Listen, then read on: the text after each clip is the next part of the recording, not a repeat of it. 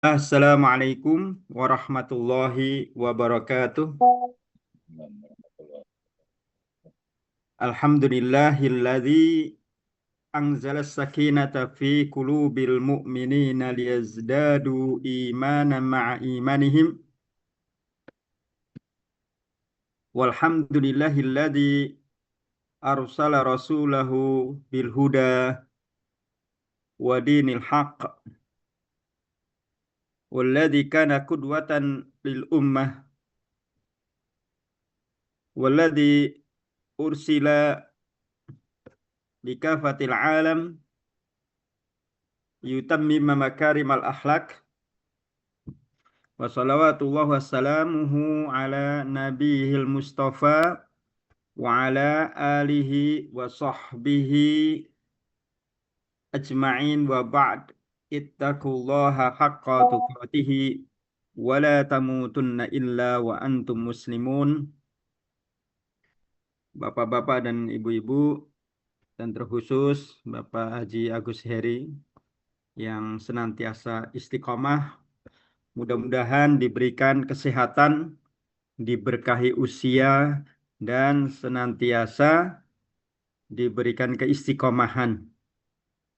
Dan mudah-mudahan Allah Subhanahu wa Ta'ala memudahkan jalan kita dalam mencari ridhonya, insya Allah. Pada pagi ini kita kembali bertemu dalam Zoom meeting. Insya Allah tidak mengurangi nilai dari tolabul ilmu ataupun majelis ilmu.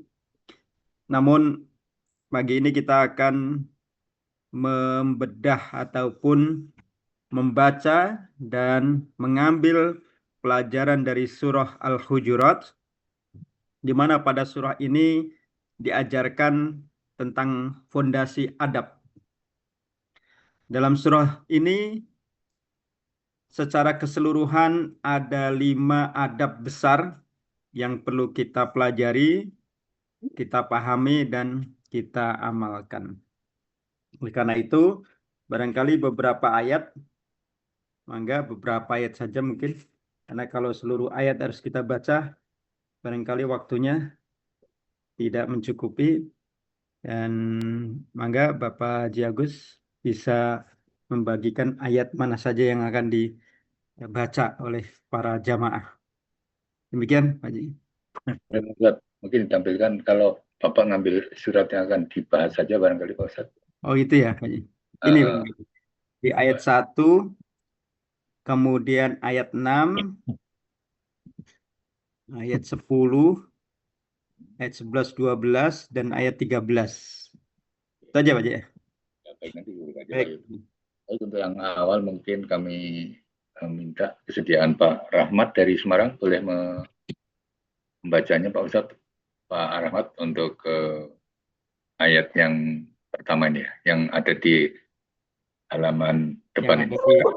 Ya, ada di layar. Silakan. Ya. Silakan Pak Rahmat.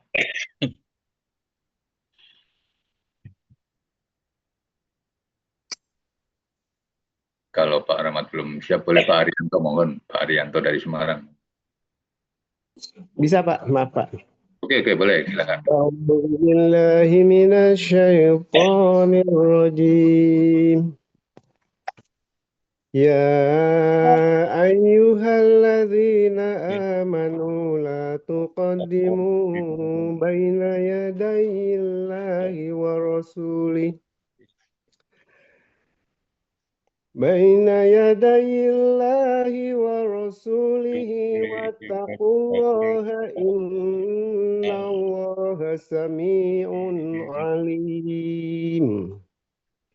Wahai orang-orang yang beriman, janganlah kamu mendahului Allah dan Rasul-Nya, dan bertakwalah kepada Allah. Sungguh Allah Maha mendengar, Maha mengetahui.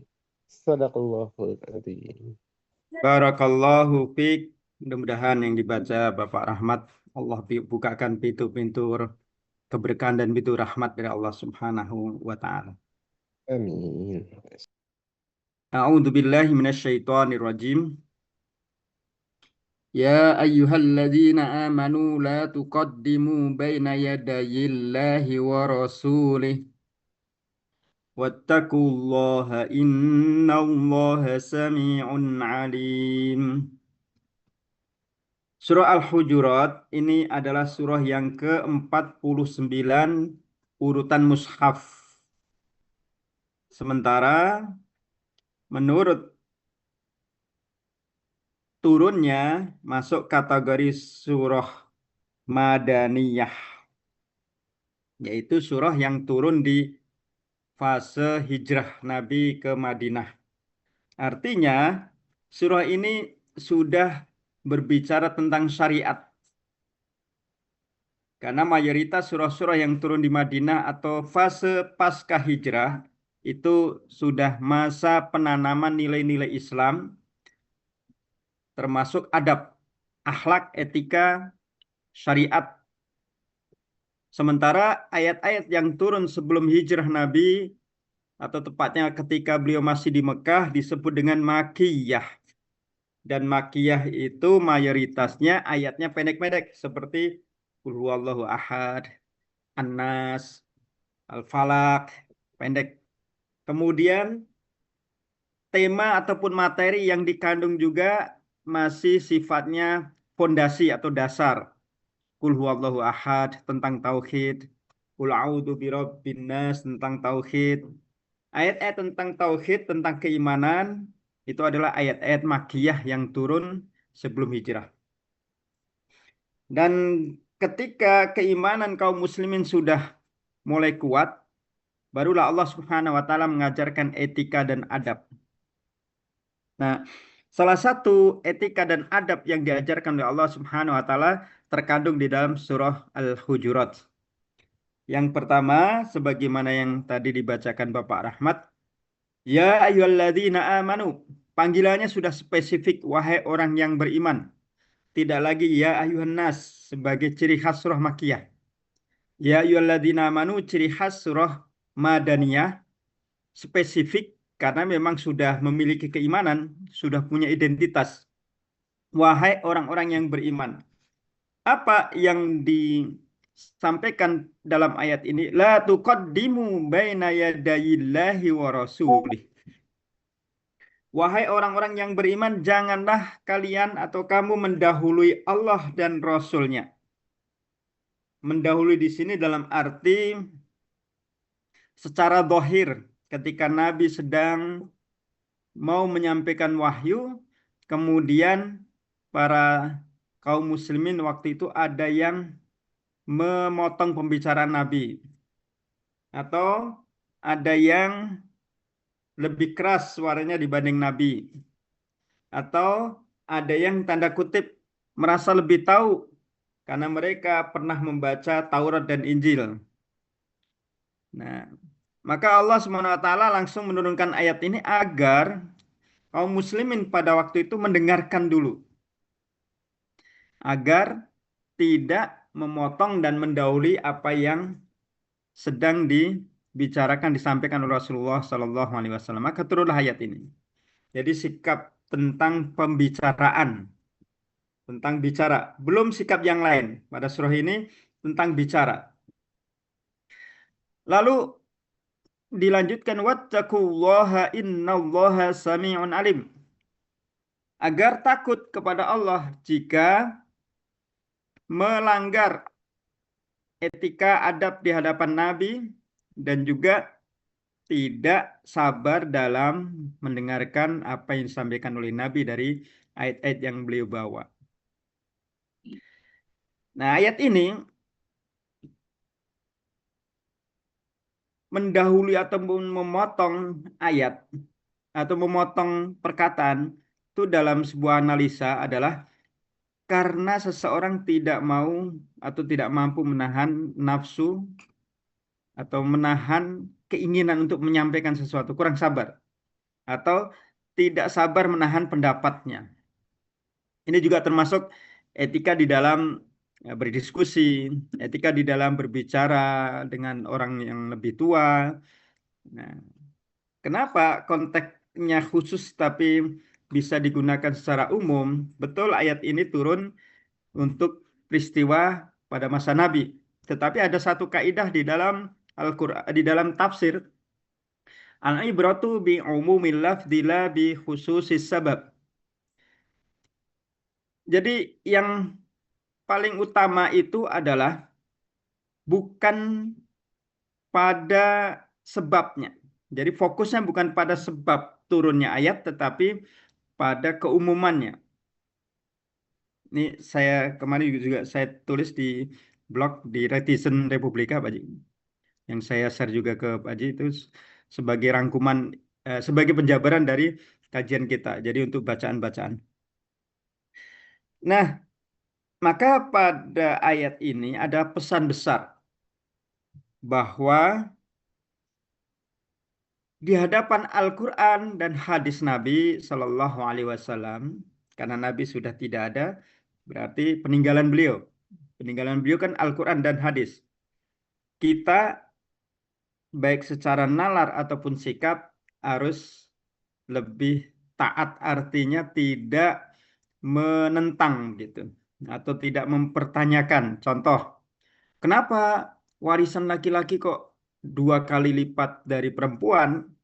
Nggak bisa dong, harusnya sekarang eranya beda, eranya era kesamaan gender. Jadi harusnya sama, laki satu ya perempuan satu juga. Nah, ini berarti kan bertentangan dengan ayat ini, larangan. Berarti mendahului ataupun mengabaikan ayat Al-Quran, di mana ayat Al-Quran sudah menetapkan satu dua, satu perempuan, laki-laki dapat 2. Sementara dalam hukum kompilasi itu sama, disamaratakan gitu. Ini tidak dibolehkan menurut etika ayat ini berdasarkan kaidah tadi. Yang menjadi pegangan adalah keumuman lafaz ayat, bukan sebab turunnya ayat. Meski ayat ini turun pada masa Nabi, sampai hari kiamat berlaku. Gitu. Begitu juga misalnya sholat. Di Al-Quran memang ada 3 waktu. Tetapi kemudian dijabarkan, ditafsirkan oleh Nabi Shallallahu Alaihi Wasallam menjadi 5 waktu, khamsa sholawat al-maktubah, 5 waktu yang telah ditetapkan.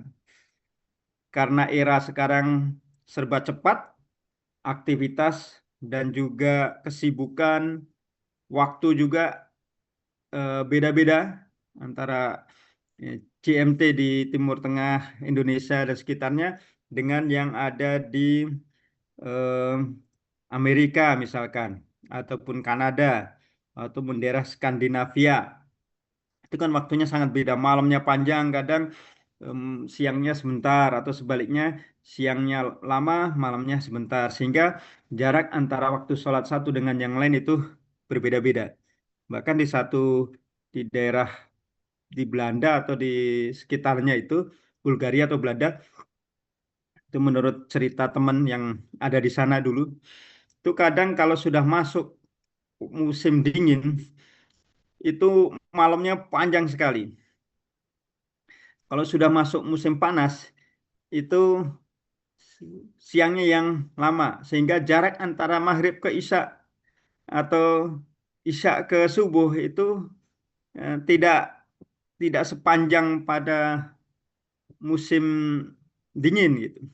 Nah, itu yang ketika ada masalah seperti ini, kemudian ada misalkan fatwa sudah sholat itu 3 waktu saja gitu. Karena kembalikan kepada Al-Quran. Al-Quran menyebut 3. Sebenarnya 3 itu secara umum. Kan fungsi hadis menafsirkan gitu. Makanya kita dibekali syahadatain itu kan supaya percaya kepada Nabi. Nabi menjabarkan menjadi 5. Maka ketika yang 5 dipangkas menjadi 3, ini menyalahi ayat ini. La tuqaddimu baina yadayillah wa rasulih. Berarti menentang Allah dan Rasulnya. Dan banyak hal lagi. Jadi ayat ini meski turun pada masa Nabi Shallallahu Alaihi Wasallam dan kasusnya pun juga terkait tentang kaum muslimin waktu itu yang berbicara terlampau melebihi batas, tetapi pegangan ataupun mengambil hikmahnya bisa perhatikan secara umum ayatnya, berlakunya sampai akhir zaman. Maka nanti ayat berikutnya ada keterkaitan dengan ini. Apa itu? Di antara adab tidak mendahului Nabi dan Allah itu, yaitu mengangkat suara lebih tinggi.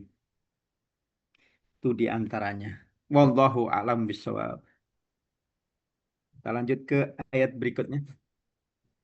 Baik, baik. Mohon Pak, masih dari Semarang, barangkali Pak Haryanto boleh.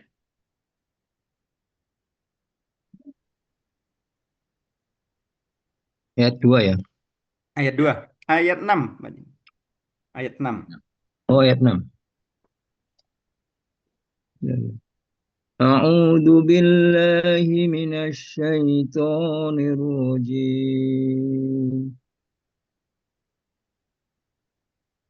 Ya ayyuhalladzina amanu in ja'akum fasiqum binaba'in fatabayyanu an tusibbu qawm أو تصيبوا قوما بجهلة فتصبحوا على ما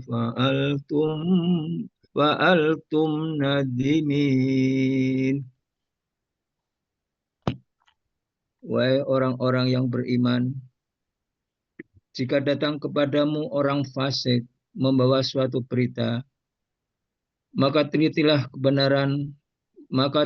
kebenarannya agar kamu tidak menimpa suatu kaum karena kebodohan, sehingga kamu menjadi menyesal atas apa yang telah kamu perbuat. Surat Al-Hujurat ayat 6. Sadaqallah. Barakallah. Alhamdulillah. Mudah-mudahan apa yang dibaca Bapak Haryanto membukakan pintu rahmat Allah dan kita juga yang mendengarkannya mendapatkan sebaran rahmatnya. Insya Allah. Kenapa kita baca ayat 6? Karena ayat 1 sampai ayat 5 itu satu rangkaian. Ayat 1 sampai ayat ke-5 itu satu rangkaian tentang adab berbicara, adab pembicaraan. Hanya nanti diuraikan ayat 2 itu meninggikan suara, ayat 3 menahan suara, ayat 4 itu orang yang meninggikan suara itu sebetulnya mereka tidak tahu. Kemudian ayat 5 agar mereka bersabar supaya tidak meninggikan suara ataupun bersabar sampai Nabi keluar mendatangi mereka. Nah, ayat 6 ini adab yang kedua, yaitu tentang budaya tabayun atau cross check, konfirmasi sebuah informasi yang didapat. Allah Subhanahu wa taala berfirman, A'udzu billahi minasyaitonir rajim. Ya ayyuhalladzina amanu in ja'akum fasikum binaba'in fatabayyanu an tusibu qauma. Kalau wakaf pada kaum berhentinya qaumah karena ada tanwin sehingga menjadi alif. Tidak kaum tapi qauma karena tanwin fathatain jadi berhentinya seperti mat arid sukun kalau Ya, di wakaf. An tusibu qauma. Lanjut. An tusibu qauman bijahalatin fatusbihu ala ma fa'altum nadimin. Ya ayyuhalladzina amanu, adab yang kedua yaitu panggilan Allah, wahai orang-orang yang beriman. In ja'akum fasikum binaba, jika datang satu berita yang dibawa oleh orang fasik. Kenapa Allah sebutkan orang fasik? Karena di antara ciri orang fasik itu adalah malas untuk cross check informasi. Orang fasik itu mudah sekali menyebarkan berita-berita yang belum tentu benar adanya. Meski tidak semua orang yang menyebarkan berita yang belum benar itu fasik gitu. Makanya di sini seakan-akan Allah Subhanahu wa taala seakan-akan berfirman begini, wahai orang yang beriman jangan seperti orang fasik gitu. Karena ada di antara perilaku kalian, wahai orang yang beriman, itu ada kemiripan dengan orang fasik. Jangan ikuti gaya perilakunya orang fasik gitu. Jadi ayat ini bukan menjudge, bukan berarti orang beriman pada ayat ini termasuk kategori orang fasik tidak, tapi jangan seperti orang fasik. Kita orang lebu ya. Akan-akan begitu. Nah, ciri orang fasik itu paling utama mereka sering sekali menyebarkan informasi tanpa di cross check. Maka ketika mendapatkan informasi sebelum diterima dan disebarluaskan, ini sangat kontekstual dengan relevan di era kita, era digital sekarang, dan era medsos. Nah, kadang ada informasi baru langsung cepat. Kadang-kadang pengen cepat menyampaikan berita itu. Ada di kampung kami ini, di dekat pusat pondok, hanya belakang 2 rumah. Kira-kira seminggu yang lalu, itu ada informasi telah meninggal dunia. Jadi ceritanya ibu ini dibawa ke rumah sakit. Kemudian di antara yang ngantar itu kan pakai mobil ambulan itu. Itu karena ibu ini ketika di perjalanan sudah seperti tidak berdaya, sudah terpejam dan diam gitu. Itu langsung nyebar informasi itu langsung disebarkan innalillahi wa inna ilaihi rajiun. Udah, bahkan di medsos grup desa itu sudah semua mengucapkan, sudah menyebar kemana-mana. Dan keluarga jauhnya sudah mulai berdatangan. Keluarga nggak terlalu jauh. Nah, setelah sampai di rumah sakit, dipastikan ternyata belum. Dicek ternyata jantungnya masih ada ini. Setelah itu di cancel itu. Mohon maaf, belum jadi mati, belum jadi meninggal. Jadi kita semua jadi gimana? Dan sampai sekarang alhamdulillah masih eh, sehat lah, bukan sehat ya, masih dalam perawatan dan ya belum belum dipanggil oleh Allah gitu. Nah, itu yang nyebar itu ya malu banget, bukan hanya malu, jadi dibully sama orang. Dibully maksud hati pengen menyebarkan informasi biar segera ditangani, biar segera dipersiapkan semuanya, ternyata belum. Ya keluarganya juga agak enak lah gitu. Nah, itu padahal dia itu ada di ambulan itu ada. Dia ikut nganterin itu. Kan dia di belakang ya ikut ngangkat, kemudian duduk yang di belakang itu. Nah, itu sambil di perjalanan dia sampaikan itu gitu. Saking paniknya gitu. Nah, itu bukan fasik, tapi kurang menahan diri memastikan gitu. Kan perlunya kan ada prosedur, kurang pengetahuan barangkali. Harusnya ini bener nggak meninggal? Oh, sepertinya meninggal. Tapi kan harus dicek medis gitu. Karena ada sesuatu yang kita tidak tahu seperti meninggal, tapi ternyata menurut medis tidak gitu. Menggunakan alat, makanya pentingnya untuk dicek dengan medis itu di situ gitu. Khawatirnya ternyata belum meninggal, dianggap meninggal, nanti diperlakukan seperti orang meninggal gitu. Ketika dimandikan nanti gerakan pada kabur semua. Nah, nah itu agak lama gitu. Karena memang badannya sudah agak lemas gitu. Nah, ini menunjukkan bahwa kadang-kadang kepekaan dan eh, ya kepekaan seseorang itu kalau tidak dibarengi dengan pengetahuan dan kesabaran, itu bisa menimbulkan nih kalimat ayatnya. Antusibu qauman bijahalatin fatusbihu ala ma fa'altum nadimin. Nah, Bisa jadi nanti, bisa jadi nanti akan menimpa satu kaum, menimpa orang-orang karena ketidaktahuan,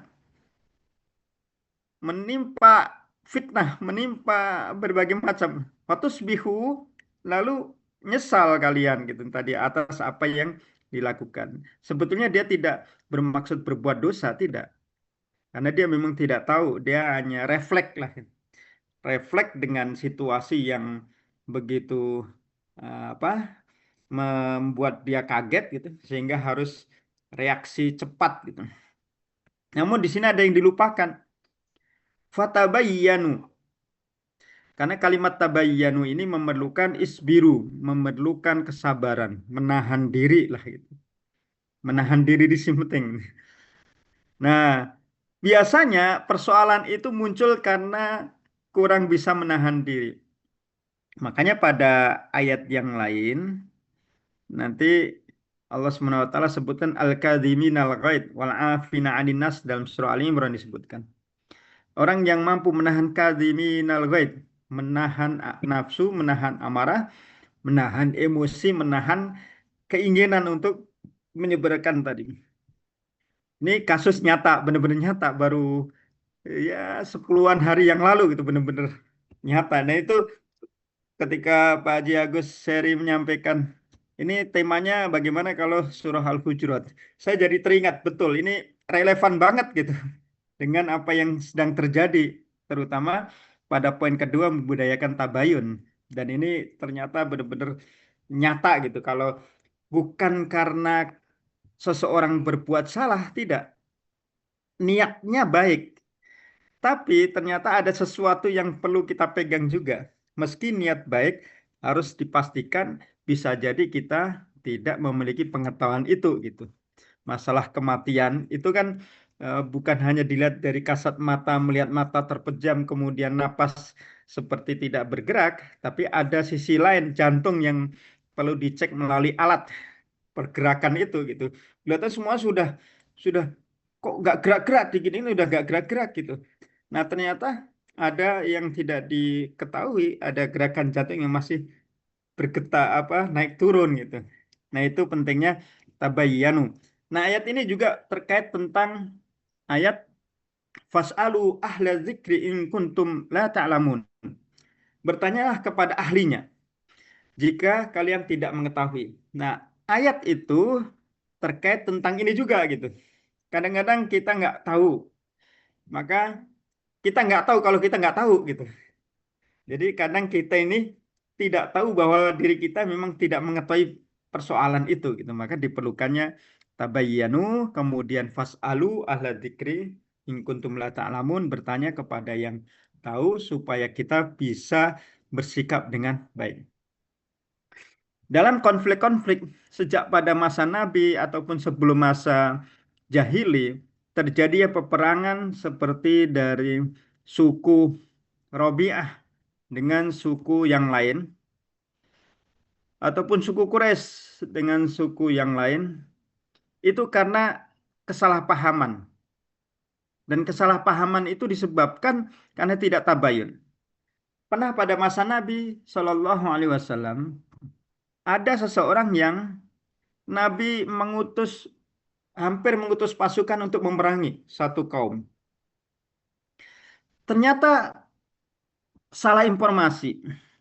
Setelah di cross check ternyata kaum itu ketika itu diutus seorang untuk menarik zakat.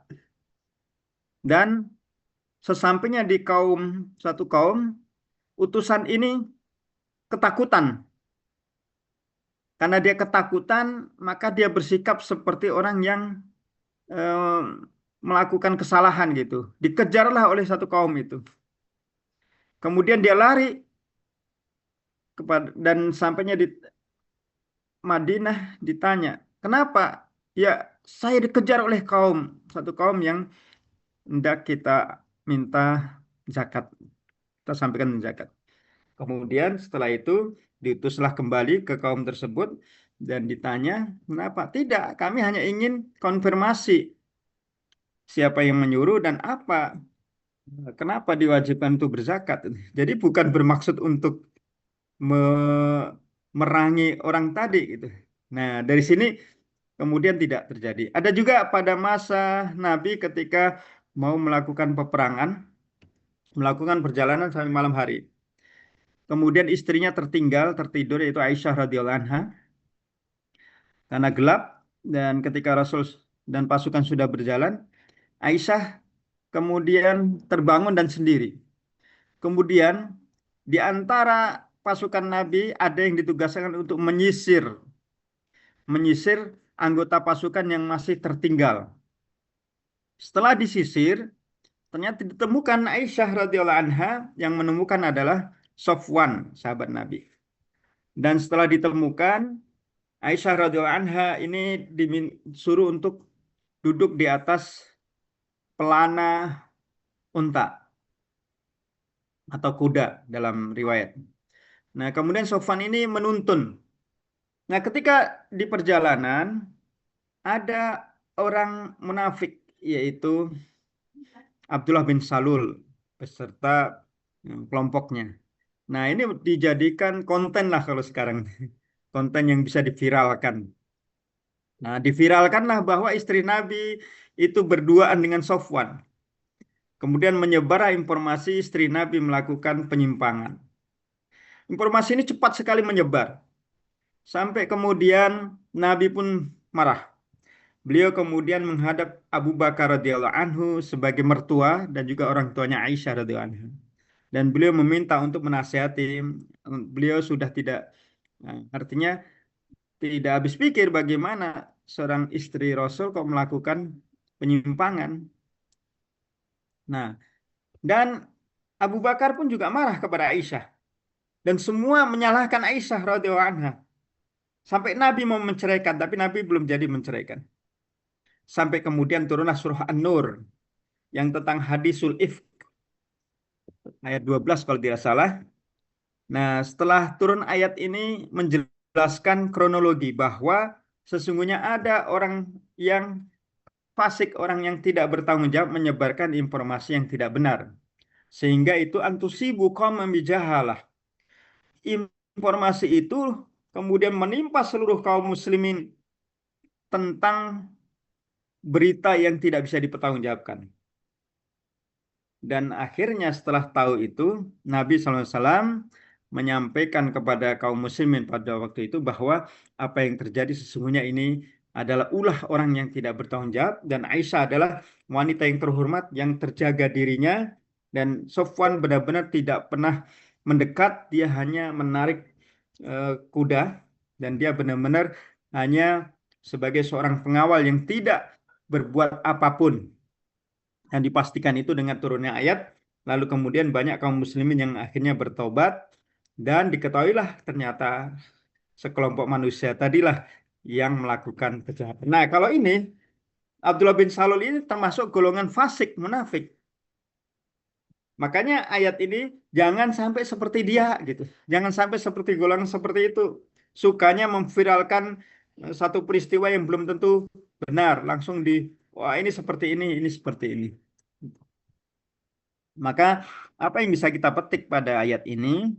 Bahwa sebelum bereaksi, sebelum merespon satu peristiwa, maka hendaklah kita mengkonfirmasi terlebih dahulu kebenarannya. Kalau sudah, baru bisa kita informasikan. Kadang-kadang informasi yang benar juga belum tentu harus disampaikan gitu.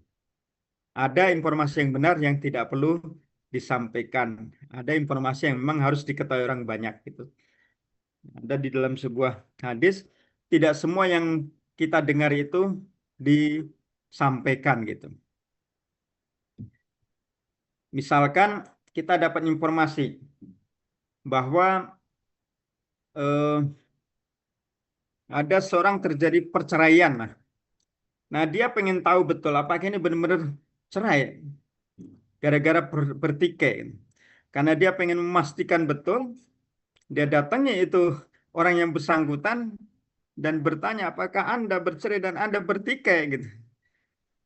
Nah, ini bukan malah baik, justru dia akan menimbulkan masalah baru. Karena itu aib.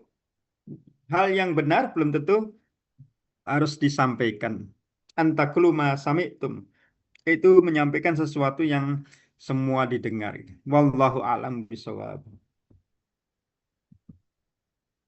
Setelah yang kedua tentang membudayakan tabayun, maka yang ketiga, maka surah Al-Hujurat ayat 10.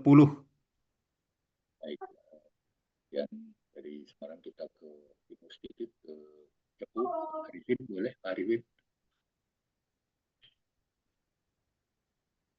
Pak Arifin, apakah monitor?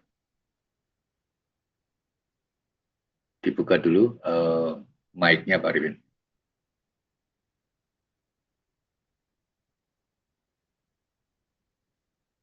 Pak Arifin belum dibuka mic-nya, jadi belum kedengaran.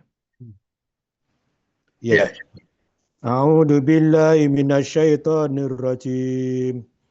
Innamal mu'minuna ikhwatun faslihu baina akhwaykum wattaqullaha la'allakum turhamun. Dan ayat 9 ya. Ayat 10 Pak. 10 ya. Sesungguhnya orang-orang mukmin itu bersaudara. Karena itu damaikanlah antara kedua saudaramu yang berselisih dan bertakwalah kepada Allah agar kamu mendapat rahmat. Shadaqallahul azim. Barakallahu fiik. Alhamdulillah. Allah marhamna bil Quran. Mudah-mudahan yang dibacakan Bapak Arifin membukakan pintu rahmat Allah Subhanahu wa taala dan kita yang mendengarkannya pun mendapatkan sebaran rahmatnya. Ayat ini yaitu ayat 10 itu memulai atau kelanjutan dari akhlak yang ketiga yaitu islah. Kalau tadi ayat pertama sampai ayat kelima tentang pembicaraan. Kemudian ayat 6 sampai ayat 9 itu tentang informasi. Kalau salah-salah nanti akan bisa terjadi peperangan. Seperti ayat 9 disebutkan iktatalu, itu terjadi peperangan. Maka pada ayat ke-10 Allah Subhanahu wa taala berfirman, A'udzu billahi minasyaitonir rajim. Innamal mu'minuna ikhwatun fa aslihu baina akhawaykum wattaqullaha la'allakum turhamun. Innamal mu'minun. Sesungguhnya orang yang beriman. Ada kata innama yang berarti hasr. Hasr itu termasuk dalam kurung atau pengkhususan bahwa di antara kekhususan orang beriman adalah ikhwah, bersaudara.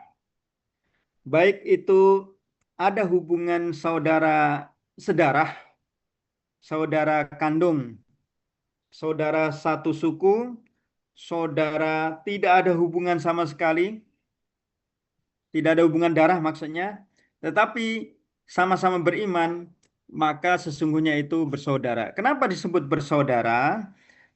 Karena sama-sama beribadah kepada Allah Subhanahu wa taala, sama-sama menjalankan perintah Allah dan Rasul-Nya.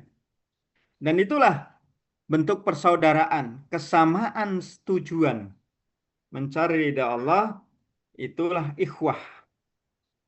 Maka ketika terjadi perselisihan, sudah sewajarnya antara satu mukmin dengan mukmin yang lain harus saling fa'aslihu baina akhawaikum, yaitu untuk saling mencari solusi atau untuk memperbaiki hubungan antar keduanya. Karena pentingnya mendamaikan atau melakukan islah antara kaum muslimin satu dengan yang lain, sampai Nabi membolehkan berbohong. Di antara dibolehkannya berbohong itu satu, mendamaikan dua saudara yang bertikai. Yang kedua dalam peperangan. Ini termasuk kekhususan. Padahal berbohong itu dosa. Adzabul hadisil kadhib. Dosa yang paling besar dan bisa menyebabkan dosa-dosa yang lain. Bahkan satu dosa bisa menghasilkan banyak dosa, yaitu berbohong. Karena ketika seseorang sudah berbohong pertama, dia akan melakukan kebohongan berikutnya. Dan seterusnya dan seterusnya. Namun, meski itu dosa besar dan bisa menyebabkan banyak keburukan, Rasul membolehkan khusus untuk mendamaikan dua saudara. Maksudnya bagaimana? Begini, misalkan ada suami istri yang bertikai dan hampir cerai, datang seseorang atau kita temui suaminya. Jadi suami istri ini benar-benar sudah kekeh, sudah keras kepala, keras hati, pokoknya sudah melihat istrinya sudah nggak bisa bersatu lagi. Begitu juga dengan istrinya, nggak bisa. Dah.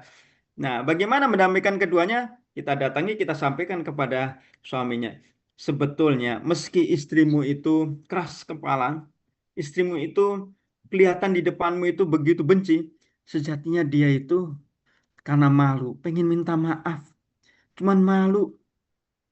Jadi dia sebetulnya ingin minta maaf dan bertobat dan mengakui kesalahannya.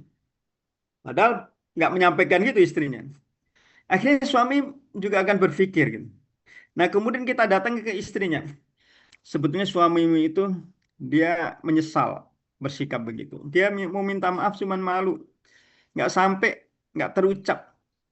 Jadi ya akhirnya tidak keluar kalimat-kalimat minta maaf. Padahal sebetulnya dia pengen minta maaf gitu. Nah, dengan cara itu, padahal itu berbohong, suaminya merasa, oh ternyata istriku dia sebetulnya juga lembut hatinya dan pengen mempertahankan hubungan. Begitu juga dengan istrinya gitu. Akhirnya dua-duanya ketika ketemu sama-sama menurunkan egonya. Nah, di saat menurunkan egonya, maka mediator ini akan menyampaikan misinya, yaitu menyatukan kembali keduanya. Ya sudah, barangkali keduanya ini sebetulnya masih ingin mempertahankan hanya dan seterusnya, bla bla bla. Akhirnya mereka bisa berdamai. Nah, itu di antara contohnya. Jadi, saking pentingnya islah, Nabi membolehkan berbohong demi terjadinya islah. Gitu. Tapi bohong dalam arti khusus, yaitu mendamaikan keduanya. Gitu. Nah, maka Allah SWT kemudian menggarisbawahi pada akhir ayat, wattaqullaha la'allakum turhamun. Udah taati Allah. Yaitu ketika islah terjadi, ketika damai itu akan dapatkan rahmat dibandingkan berselisih yang hanya akan menghasilkan permusuhan dan dendam. Sementara ketika kehidupan itu dibangun di atas kedamaian, meski tidak cocok, meski sebetulnya antara satu dengan yang lain punya ego.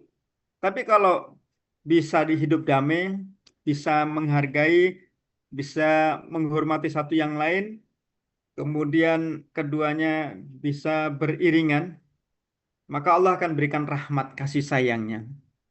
Bisa jadi kehidupannya akan lebih baik lagi. Jadi sesuatu yang dijalani dengan penuh islah itu jauh lebih baik dibandingkan dengan khilaf ataupun ikhtilaf ataupun perbedaan-perbedaan.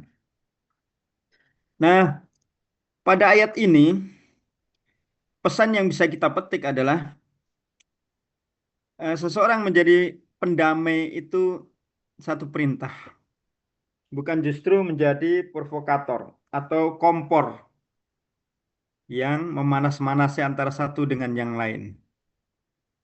Dan untuk menjaga hubungan itu diperlukan kesabaran dan juga sikap berlapang dada untuk memaafkan kesalahan orang lain ataupun memaafkan orang yang mungkin dia tidak salah. Itu pentingnya. Dan banyak ayat terkait tentang hal ini. Di antaranya Al-Kadhimin al-Ghaidh wal 'afina 'anil nas, Ali Imran ayat 134. Itu orang-orang yang mau menahan diri kemudian memaafkan orang lain. Mereka adalah orang-orang yang disukai oleh Allah karena mereka adalah orang-orang yang muhsin, orang yang berbuat baik. Jadi adab yang ketiga yaitu melakukan islah, bukan hanyut dalam perselisihan, bukan hanyut dalam kubu-kubuan gitu, tapi melakukan islah semampunya. Bahkan Nabi juga memberikan gambaran idza ra'a minkumul munkar, jika di antara kalian melihat kemungkaran, maka faghayyiru, rubahlah dengan tangan, fabiyadihi. Fa'ilam yastati, jika tidak bisa dengan tangannya, fabilisanihi, dengan lisannya. Kalau tidak bisa lisan, fabiqalbihi, dengan hati, fa huwa ad'aful iman. Kenapa dengan hati? Ya, memang sudah tidak berdaya untuk nasihatin dan untuk memisah atau mendamaikan ataupun mencegah dari kemungkaran. Ya sudah, dengan tawakal, dengan doa gitu. Jadi doa itu bagian dari amar ma'ruf nahi mungkar. Doa pengharapan kepada Allah, ya Allah, mudah-mudahan dua orang itu damai, karena saya tidak bisa nasihati, tidak akan didengar, ataupun saya tidak bisa menjadi penengah karena pasti nggak akan didengar karena saya bukan saudaranya, saya juga bukan siapa-siapa, malah nanti mereka beranggapan negatif. Saya tidak bisa melakukan, ya Allah, saya serahkan kepadamu, berikan jalan solusinya. Itu bagian dari amar ma'ruf nahi mungkar berdasarkan hadis tadi, tahap ketiga. Wallahu a'lam bishawab. Berikutnya adab yang keempat, yaitu surah Al-Hujurat ayat 11 dan 12. Mangga dipersilakan. Baik, dari Cepu kita beranjak ke Bekasi, rekan saya Ibu Eti Retno. Silakan Ibu.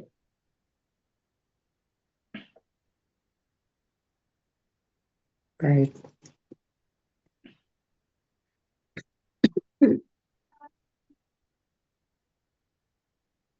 A'udzu billahi minasy syaithanir rajim.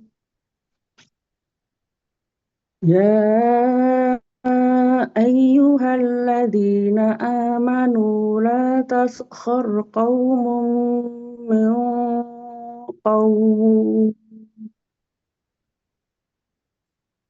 لا يسخر قوم من قوم عسى أن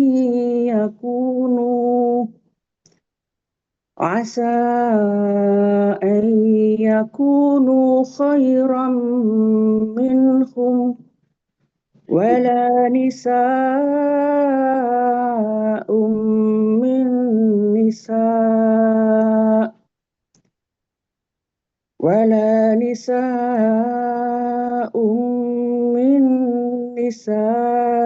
عسى أن يكن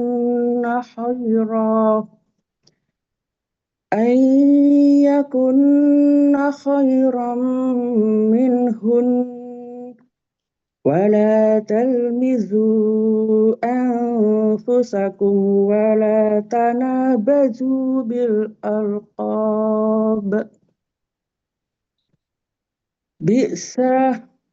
بئس الاسم الفسوق بعد الإيمان Ya, ومن sebentar لم Bu Eti.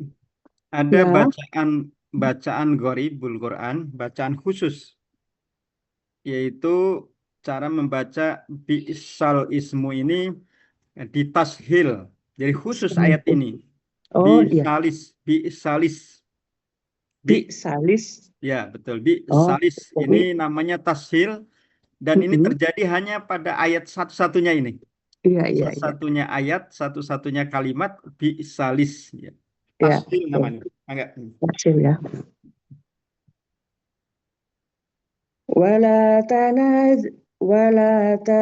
ولا تنابزوا بالألقاب بئس الاسم الفسوق بعد الإيمان ومن لم يتب فأولئك هم الظالمون. Wahai orang-orang yang beriman, janganlah suatu kaum mengolok-olok kaum yang lain, karena boleh jadi mereka yang diolok lebih baik dari mereka yang mengolok. Dan janganlah perempuan-perempuan mengolok perempuan lain, karena boleh jadi perempuan yang diolok lebih baik dari perempuan yang mengolok. Janganlah kamu saling mencela satu sama lain, dan janganlah saling memanggil dengan gelaran yang buruk. Buruklah sebutan fasik setelah beriman. Barang siapa tidak bertaubat, maka mereka itulah orang-orang yang zalim. Wahai orang-orang yang beriman, jauhilah banyak dari prasangka. Sesungguhnya sebagian prasangka itu dosa. Dan janganlah kamu mencari-cari kesalahan orang lain. Dan janganlah ada di antara kamu yang menggunjing sebagian yang lain. Apakah ada di antara kamu yang suka memakan daging saudaranya yang sudah mati? Tentu kamu merasa jijik dan bertakwalah hanya kepada Allah. Sungguh Allah Maha Penerima Taubat, Maha Penyayang. Sadaqallahul Adzim.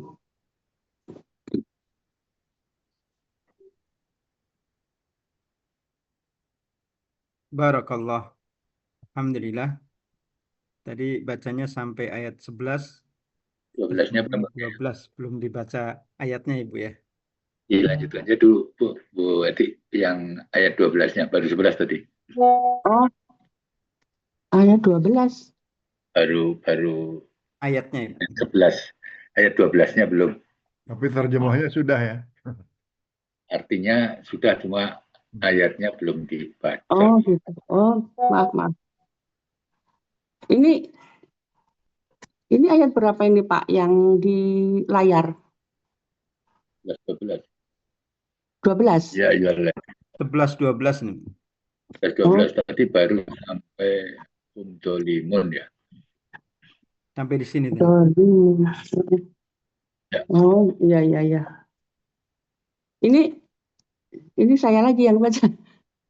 Ya, lanjut aja. Oke. Ini masih satu halaman. A'udzu billahi minasyaitonir rajim. Ya ayyuhalladzina amanu ijtanibu katsiran minadh-dhann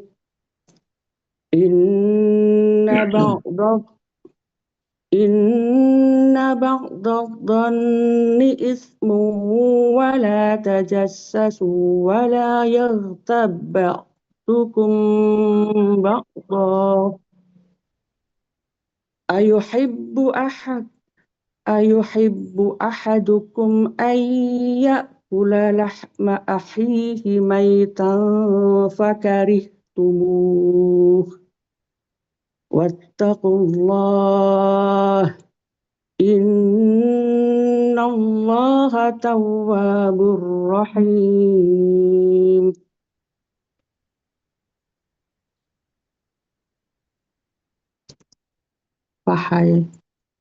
Wahai orang-orang yang beriman. Oh, tadi ini sudah ya Pak? Ya. Ini sudah tadi tinggal Ya.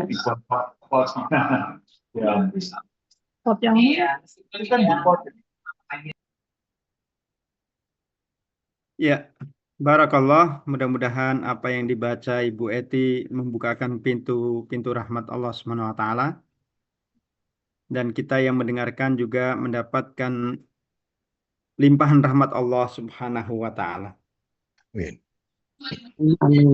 A'udzu billahi minasyaitonir rajim. Ya ayyuhalladzina amanu la yaskhar qaumun min qaumin asa an yakunu khairan minhum. عسى أن يكونوا خيرا منهم ولا نساء من نساء عسى أن يكن خيرا منهن ولا تلمزوا أنفسكم ولا تنابزوا بالألقاب بئس الاسم الفسوق بعد الإيمان. Sekali lagi ini ayat khusus ya. Jadi min ghoraibil Quran, dari ayat-ayat yang unik. Contoh ayat unik itu di ayat yang lain ada bacaan dengan tulisan itu beda. Seperti Bismillahi majreha wa mursaha. Tulisannya Bismillahi majroha wa mursaha, tapi bacanya Bismillahi majreha. Begitu juga pada ayat ini bi'salismul fusuku ba'dal iman. Bi'sal ismul fusuqu ba'dal iman wa man lam yatub fa ulaika humuz zalimun. Ya ayyuhalladzina amanu ijtanibu katsiran minadh dhann inna ba'dadh dhanni ismun wa la tajassasu wa la yaktab ba'dukum ba'dha ayuhibbu ahadukum an ya'kula lahma akhihi maitan fakarihtumuh wattaqullaha innallaha tawwabur rahim. Adab yang keempat yaitu menjaga lisan. Bukan hanya pembicaraan. Maksudnya menjaga lisan ini dari merendahkan. Kalau tadi menjaga lisan dalam arti memotong, mendahului, menyebarkan informasi-informasi. Nah, ini lebih kepada menghina, mencaci. Di antaranya juga menyebut dengan gelaran-gelaran yang buruk. Nah, ini juga menjadi fenomena yang sedang berkembang di era medsos. Pokoknya dengan mudahnya orang mencaci antara satu dengan yang lain, sehingga mana yang benar, mana yang salah kadang-kadang sulit dibedakan. Siapa yang paling banyak dia menyampaikan sesuatu ataupun mencaci, kadang-kadang justru banyak pendukungnya.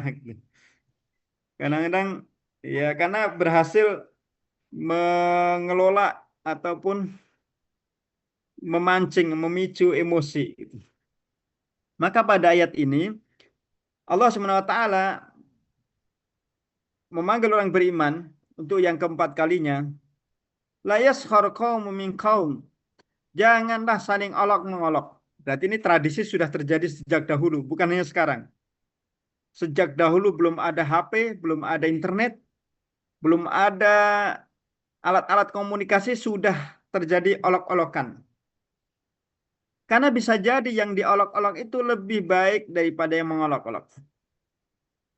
Kemudian ayat ini juga spesifik. Mohon maaf untuk ibu-ibu, karena kalimatnya, dan janganlah perempuan-perempuan mengolok-olok perempuan yang lain. Padahal pertama tidak disebut laki-laki. Wahai orang beriman, jangan saling mengolok-olok. Kalian, wahai perempuan, juga jangan saling olok-mengolok gitu. Jadi seakan-akan karena peristiwa ini sering terjadi di kalangan wanita pada waktu itu.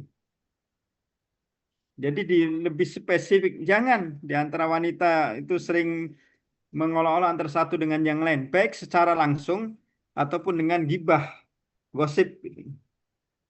Lihat misalkan, padahal tadinya bertiga gitu ngobrol. Kemudian yang satu pulang. Nah, yang satu ini diomongin tuh. Digibahin dia tadi. Jadi gitu. Meski pertamanya akrab, tapi ketika dia sudah pergi diomongin lagi jadi bahan omongan gitu. Makanya Allah SWT langsung menyebut wanita-wanita itu jangan seperti itu gitu. Bisa jadi yang kalian olok-olok itu lebih baik gitu. Nah, setelah itu baru ayat ini berbicara tentang la talmizu anfusakum wa la tanabazu bil alqab. Jangan mencela satu dengan yang lain, jangan memanggil dengan panggilan yang buruk.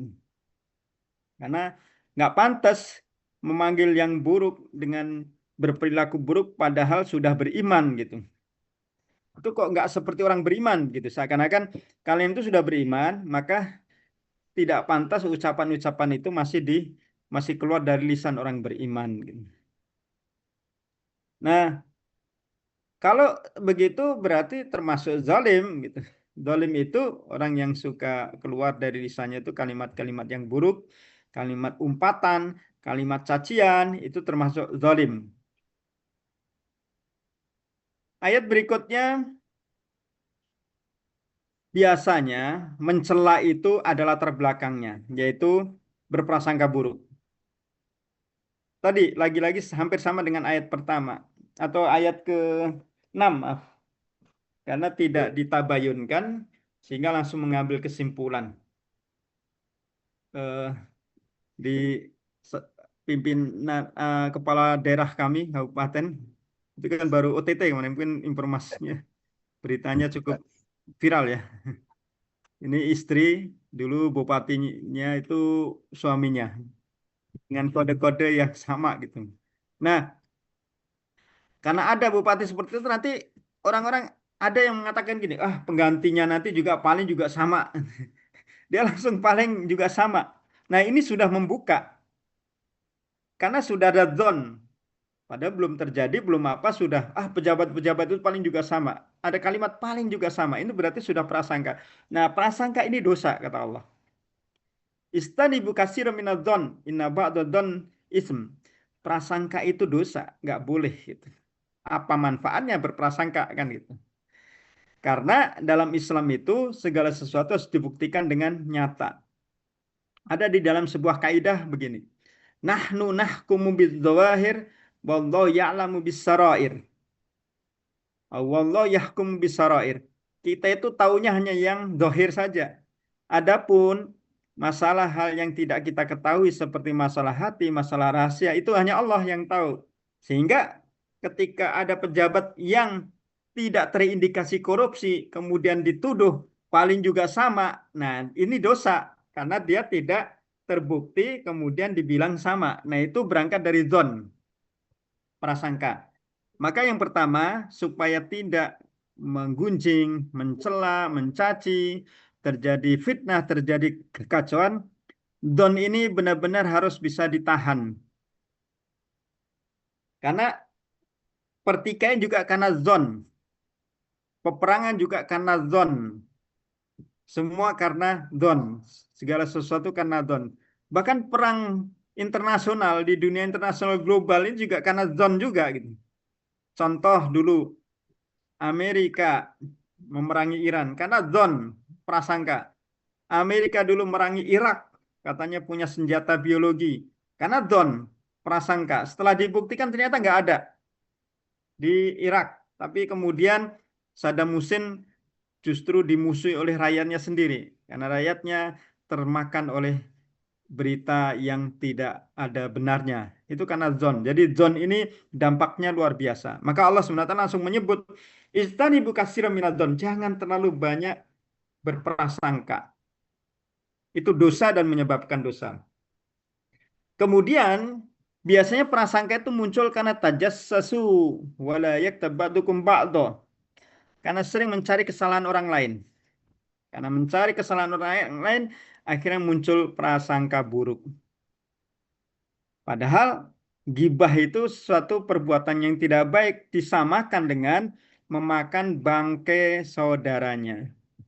Jadi seakan gini, kalau kalian tidak mau makan bangkai daging saudara kalian yang sudah mati, maka jangan gibah.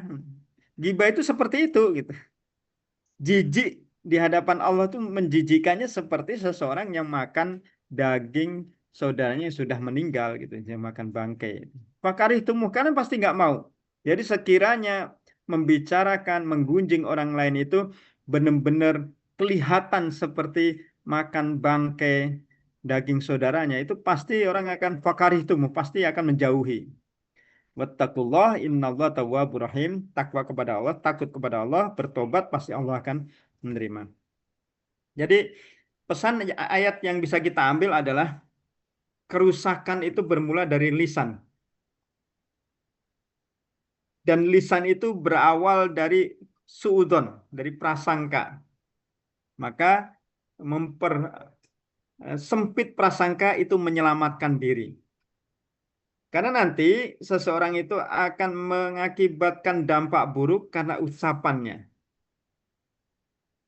lisannya, menuding orang. Sampai menuding orang yang berzina dalam Islam. Seseorang yang lihat orang berzina, itu oleh qadhi atau hakim atau pengadil, dia harus bisa membawa saksi 4 gitu. Harus ada saksinya. Nggak cukup hanya 1. Supaya apa? Benar-benar informasi itu bisa dipertanggungjawabkan. Bukan kong-kali-kong antar satu dengan yang lain. Atau bukan mengada-ngada gitu. Itu sampai segitunya. Ini menunjukkan bahwa Islam itu tidak gegabah dalam menuding seseorang. Bukti harus benar-benar real dan konkret dan nyata, baru dia akan mendapatkan balasan sesuai dengan perbuatannya.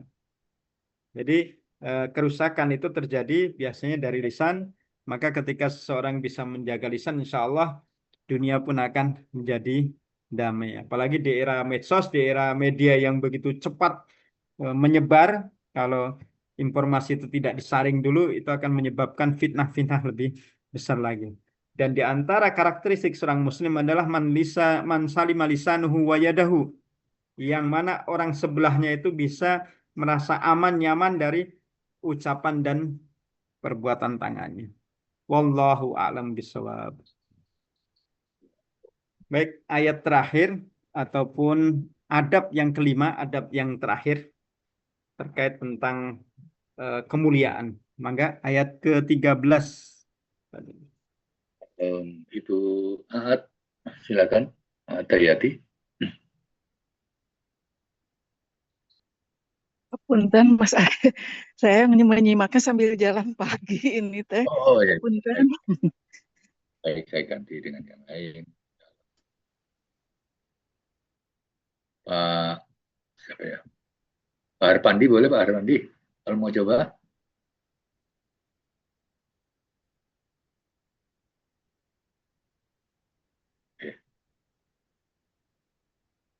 Belum ya, belum siap. Baik, itu saya ganti lagi dengan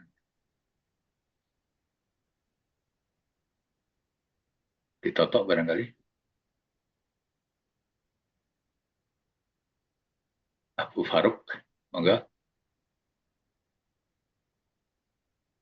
Sedang tidak menyimak. Baik, kalau itu yang sedang menyimak siapa? Boleh barangkali. Pak Parna, baik. Pak Parna, silakan. Dionkan dulu Pak Parna. Mic-nya belum hidup Pak Parna. أعوذ Simiyut. بالله من الشيطان الرجيم يا أيها الناس إنا خلقناكم من ذكر وأنثى وجعلناكم شعوبا وقبائل لتعارفوا إن أكرمكم عند الله أتقاكم إن الله عليم خبير. Wahai manusia, sungguh kami telah menciptakan kamu dari seorang laki-laki dan seorang perempuan. Kemudian kami jadikan kamu berbangsa-bangsa dan bersuku-suku agar kamu saling mengenal. Sesungguhnya yang paling mulia di antara kamu di sisi Allah adalah yang paling bertakwa. Sungguh Allah Maha Mengetahui, Maha Teliti. Surat Al-Hujurat ayat 13. Shadaqallahul azim. Barakallah, alhamdulillah, Allah marhamna bil Quran. Amin. Mudah-mudahan Allah merahmati Bapak Suparna dan kita yang mendengarkan pun juga mendapatkan limpahan rahmat Allah Subhanahu wa taala. Amin. Bapak Ibu yang dirahmati Allah Subhanahu wa taala, surah Al-Hujurah, kemudian nilai-nilai dalam surah Al-Hujurah yang kelima yang terakhir yaitu standar kemuliaan. Allah berfirman, Ya ayuhan nasu inna khalaqnakum min dzakarin wa unsa wa ja'alnakum syu'uban wa qabaila lita'arafu. Inna akramakum 'indallahi atqakum. Innallaha 'alimun khabir. Ayat ini bukan lagi orang beriman yang dipanggil semua manusia. Kenapa semua manusia? Karena ayatnya universal, masalah derajat kemuliaan, kehormatan, harga diri. Ini berarti semuanya, bukan hanya orang beriman saja. Masalah kehormatan dan harga diri semua manusia menginginkan derajat yang mulia, maunya dihormati, mendapatkan kehormatan, mendapatkan penghargaan. Allah Subhanahu wa taala menyebutkan bahwa manusia diciptakan ada yang laki-laki, ada perempuan. Lalu dibuatlah manusia ini menjadi beberapa berbangsa-bangsa, bersuku-suku, kabilah-kabilah. Lalu banyaknya ini supaya memudahkan komunikasi antara satu dengan yang lain, saling kenal mengenal. Kenapa kalimatnya Wa ja'alnakum syu'uban wa qabaila lita'arafu. Kami ciptakan kalian berbangsa-bangsa, bersuku-suku supaya kalian mengenal. Karena ketika orang diciptakan dalam satu komunitas, jiwa untuk mengenalnya itu sedikit. Contoh, kita punya keluarga besar. Kita ingin kenalan dengan keluarga saudara-saudara kita sendiri itu agak apa ya? Agak canggung gitu. Ah, kita kan sudah saudara, padahal belum tentu kenal gitu. Kita nggak akan nanya umur berapa, tahun berapa lahir, kemudian gimana. Nggak mungkin, karena memang sudah mau nanya sebetulnya belum tahu, mau nanya malu, masa saudara nanya kan gitu. Jadi untuk mengenal itu lebih sedikit dibanding kita kenal dengan orang asing. Kita ngobrol dengan orang asing, antusias kita untuk mengenal dia itu lebih besar gitu. Jadi maka ada kabilah-kabilah yang berbeda-beda supaya antusias untuk saling mengenal itu lebih besar, lebih termotivasi gitu. Makanya Allah sebutkan syu'uba wa qabaila. Ketika kita kenal dengan sesama satu komplek, tapi jarang ketemu gitu. Dengan kita ketemu dengan orang Belanda misalkan, kita akan lebih antusias komunikasi dengan orang Belanda tadi. Kita akan nanya di mana Belandanya, terus apa kesukaan makanannya, usia berapa kok wajahnya sudah seperti sudah sepuh, terus hobinya apa, terus banyak antusias saling kenal akhirnya. Tapi dengan yang satu komplek jarang. Pak, ya hanya menyapa saja. Mau nanya, Bapak ini bagaimana dan seterusnya, rasanya kurang sih, ya tidak terkondisikan. Makanya Allah SWT sebutkan di sini, di antara hikmah kenapa manusia diciptakan bersuku-suku, berkabilah-kabilah, supaya ada motivasi untuk saling kenal mengenal. Bahkan dalam pernikahan itu kan menikah dengan saudara yang terdekat meskipun halal itu kan tidak lebih baik dibandingkan menikah dengan orang yang jauh nasabnya. Lalu ketika saling kenal mengenal, saling interaksi, biasanya akan muncul kebanggaan, membanggakan harta, membanggakan keturunan, membanggakan kedudukan dan sebagainya. Nah, itu supaya mendapatkan tempat bahwa itulah keutamaan dan kemuliaan. Maka Allah ingatkan, ingat, keutamaan bukan pada itu, tapi siapa yang paling taat kepada Allah.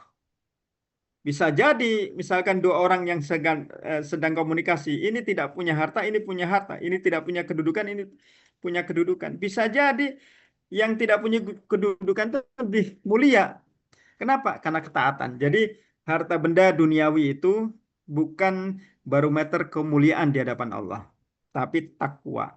Dan Allah Maha tahu, lagi Maha berpengalaman, Maha teliti.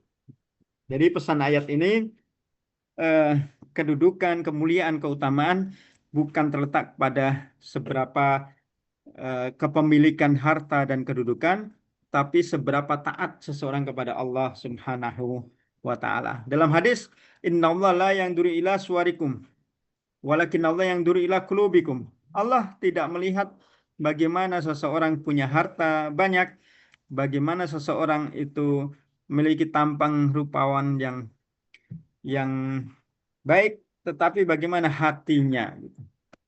Ini menunjukkan bahwa keutamaan itu ada pada ketakwaan. Wallahu a'lamu bishawab. Inilah 5 adab yang Allah Subhanahu wa taala ajarkan dari surah Al-Hujurat. Kesimpulannya yang pertama adalah agar kita memprioritaskan Nabi, Allah dan Rasul-Nya, karena Allah dan Rasul-Nya lah yang paling berhak untuk kita utamakan, prioritaskan. Yang kedua adalah membudayakan tabayun, membudayakan cross-check konfirmasi sebelum menangkap informasi dan menyebarkannya. Yang ketiga adalah melakukan pendamaian atau mendamaikan konflik. Yang keempat adalah menjaga lisan tidak mencibir, mencaci, menghina. Dan yang terakhir, bahwa keutamaan itu pondasinya adalah ketakwaan kepada Allah Subhanahu wa taala. Wallahu a'lam bishawab. Baik, Bapak dan Ibu sekalian, Ustadz, kita masih ada waktu, barangkali bisa kita bikin atau kita sesi tanya jawab. Ustadz, kira-kira Ustadz masih siap nih. Baik. kami mungkin lihat di ada chatting itu. Ada dari Pak Harpandi.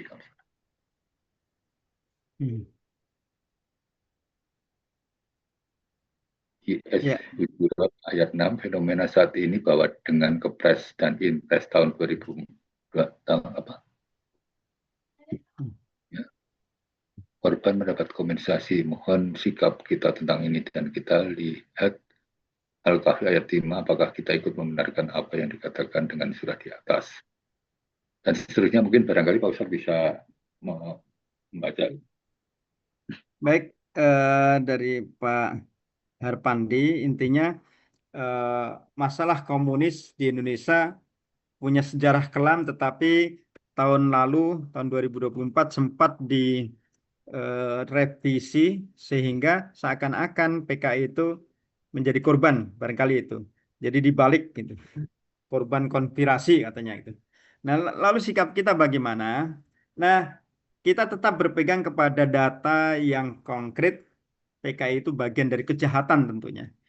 Kejahatan yang telah terjadi dahulu. Lalu bagaimana sikap kita? Karena kita sebagai rakyat atau kita sebagai pejabat atau kita sebagai legislatif itu memiliki amar ma'ruf nahi mungkar. Kewajibannya antara satu dengan yang lain beda-beda gitu.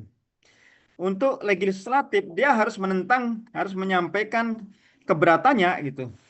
Harus menyampaikan aspirasinya dengan lisan, dengan waktu sidang musyawarah. Sementara seorang pejabat ya tentu dia akan melakukan dengan kewenangannya. Sementara kita bagaimana? Kita masuk kategori man ra'a minkum munkar. Kalau kita memang nggak bisa secara lisan, secara kedudukan, kita dengan hati. Artinya apa? Setidaknya minimal hati kita tidak setuju gitu. Dan kita mendoakan, mohon kepada Allah. Karena kita nggak bisa, mau apa gitu. Bukan berarti dengan hati itu diam, tidak.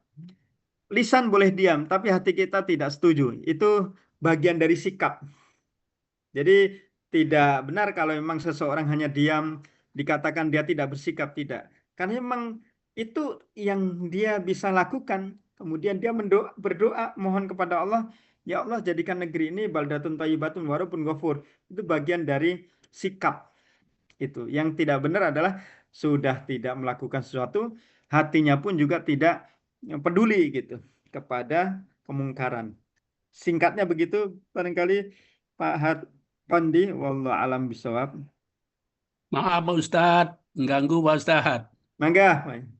Maksud saya begini Pak Ustadz, kita kan sudah tahu bahwa Al-Quran surat Uzar ayat 6 itu kan berita-berita yang datang, itu harus kita cek.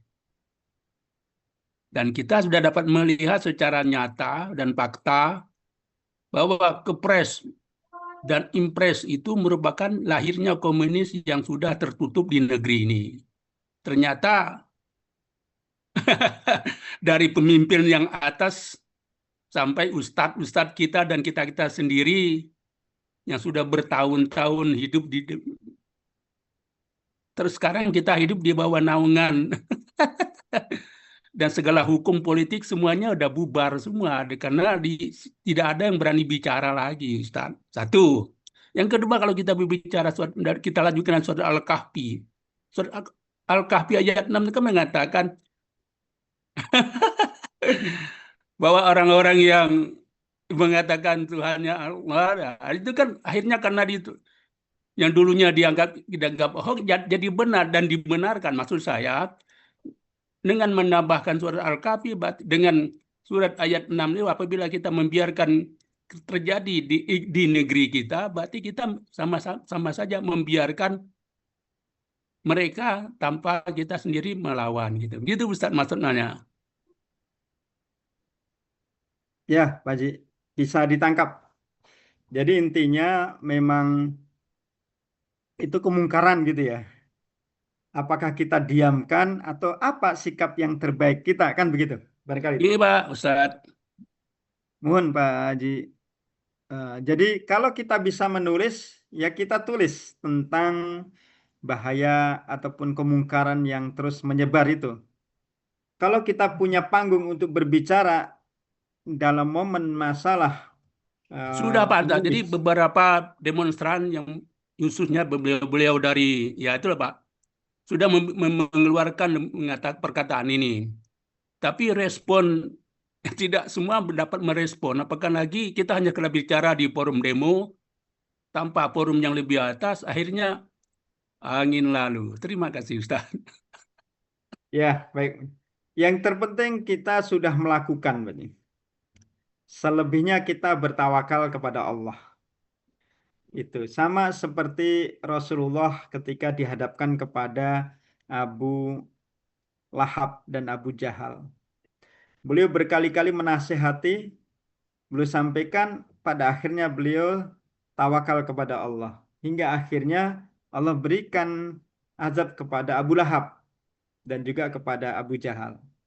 Begitu juga sikap Nabi kepada Abu Sufyan dan Khalid bin Walid dan juga Amr bin As.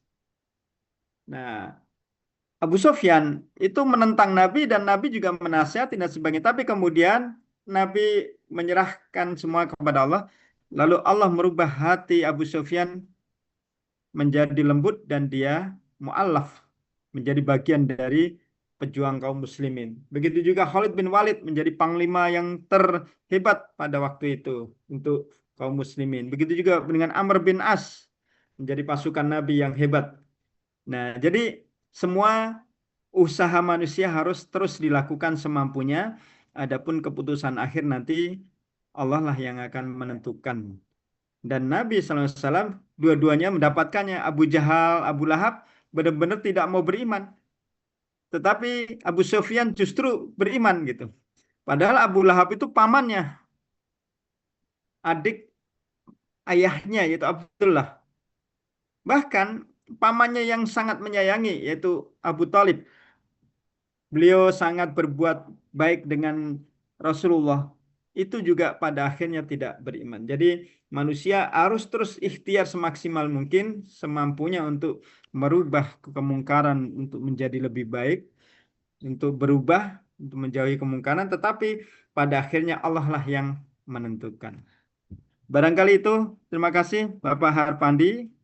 Kemudian pertanyaan kedua dari Bapak Rahman. Apa arti dan makna dari kata takwa ya? Secara bahasa takwa dari kata waqo, yaki wikoyatan.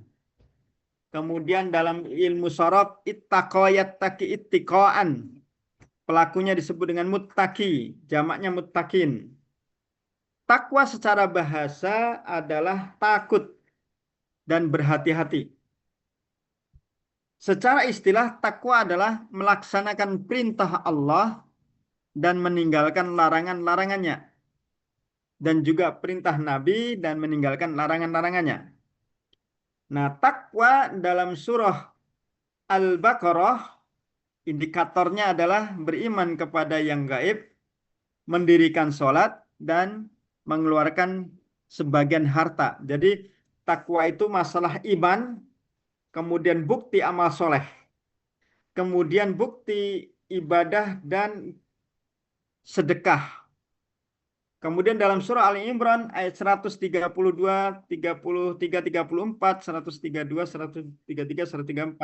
Takwa itu adalah orang yang dia menafkahkan hartanya ketika banyak ataupun ketika sedikit. Tetap menafkahkan, tentu dengan jumlah yang berbeda.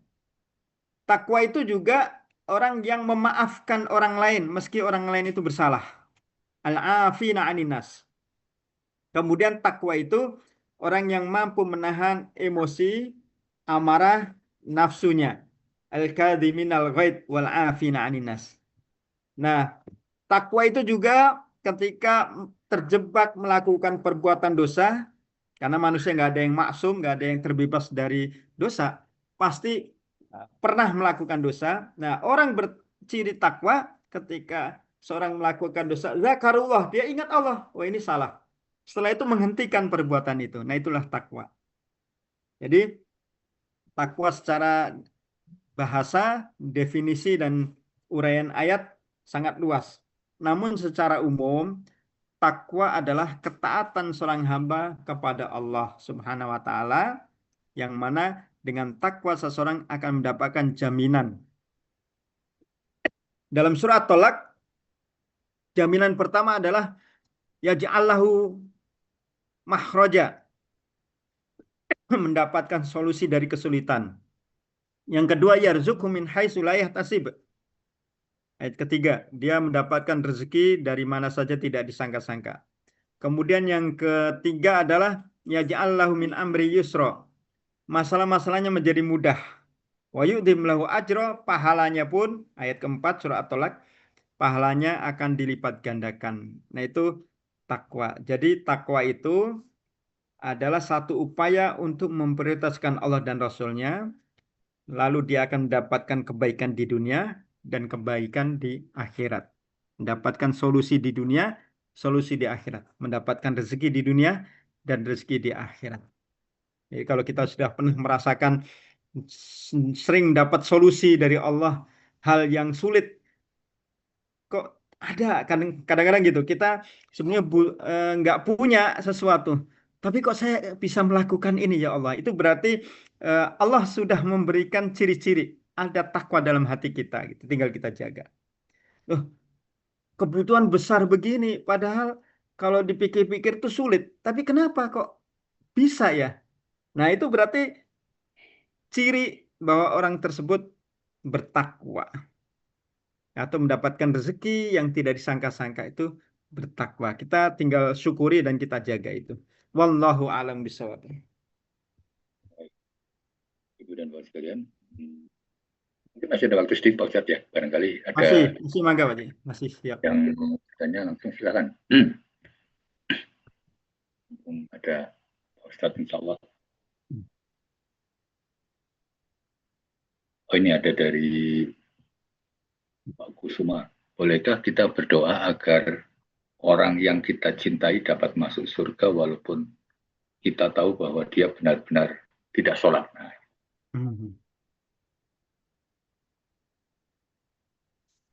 Dia muslim nggak? iya, tentu saja muslim ya. Karena ada ketentuan tidak sholat. Tidak sholat itu biasanya ya muslim. Pak Kusuma barangkali bisa memberikan elaborasi lebih lanjut, silakan.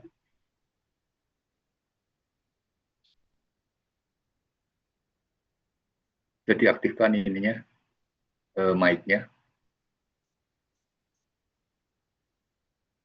Yang dimaksud ini Islam atau bukan gitu, yang tidak sholat itu. Belum on, Mas. Masih off mic-nya, jadi nggak kedengaran. Mic-nya belum on, itu audionya belum kedengaran. Atau ditulis saja barangkali. Itunya yang sebelah kiri bawah, audionya di-on-kan dulu. Mic-nya ya. Belum.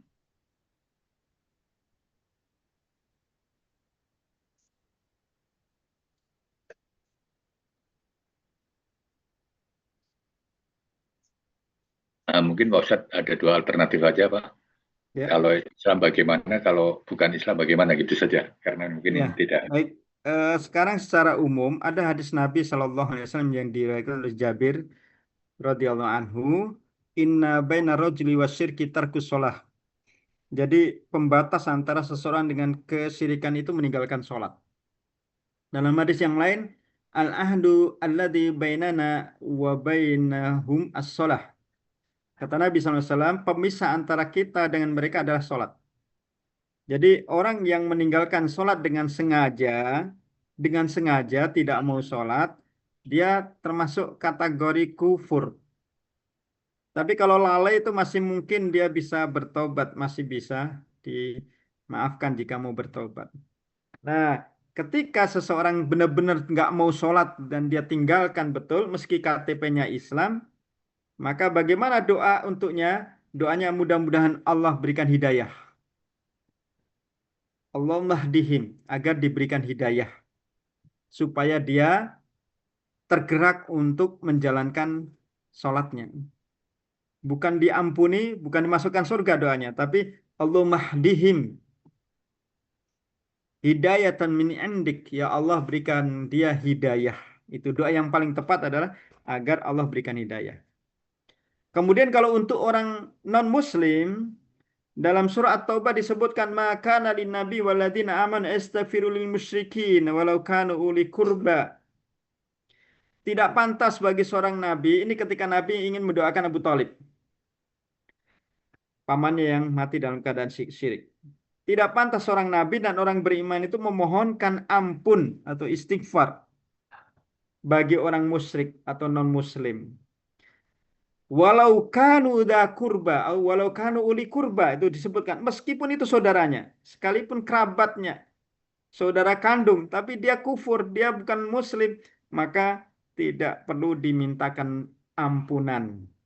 Kalau mau tetap mendoakan, doakan agar dia mendapatkan hidayah. Ya Allah beri hidayah dia untuk mengenal Islam.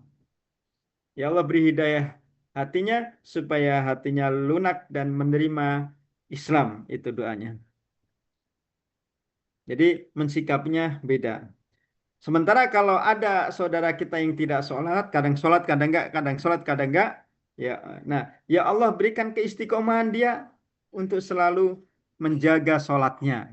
Jadi kalau untuk sesama muslim yang malas, sering lalai, itu doanya agar diberikan keistiqomahan. Sabbit qulubahu ala dinik. Kokohkan hatinya pada jalan.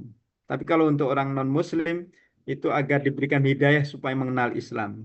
Kalau untuk orang fasik, orang ngakunya Islam tapi meninggalkan syariat, termasuk sholat juga tidak pernah, maka bukan memintakan ampun, tapi memintakan agar dia diberikan hidayah. Itu barangkali betul. Wallahu a'lam bishawab. Ya, baik, terima kasih Ustaz. Mungkin ada baiknya Pak Ustaz menyimpulkan, menutup dengan barangkali dengan doa barangkali. Silakan Pak Ustaz.